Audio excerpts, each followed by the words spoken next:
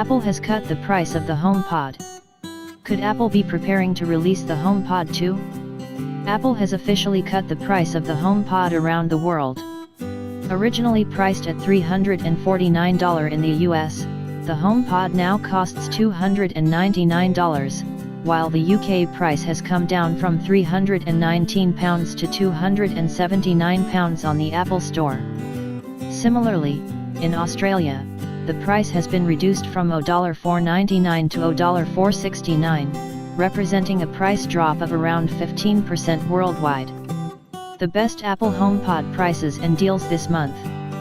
Apple HomePod 2 release date, news, and rumors. Amazon Echo vs Apple HomePod vs Google Home, the battle of the smart speakers. Although last year's Black Friday and Cyber Monday saw some fantastic Apple HomePod deals from third-party retailers, even dropping as low as $250, around £190/$350, 9 to 5 Mac points out that it's quite rare for Apple to reduce the price of any of its products mid-cycle. So why has Apple decided to discount the HomePod now? Is the Apple HomePod 2 on the horizon? One possible reason for the price drop is that Apple is gearing up to release the HomePod 2, its long-awaited follow-up to the Siri-powered smart speaker. However, with no mention of a new smart speaker at Apple's most recent launch event in March, a late 2019 or even 2020 release is looking more likely than an Apple HomePod 2 release date coming in the next couple of months.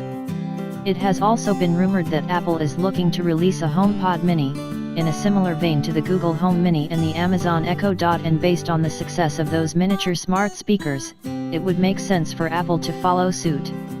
It's also possible that Apple has slashed the price as a result of disappointing HomePod sales in the face of strong competition from Amazon and Google.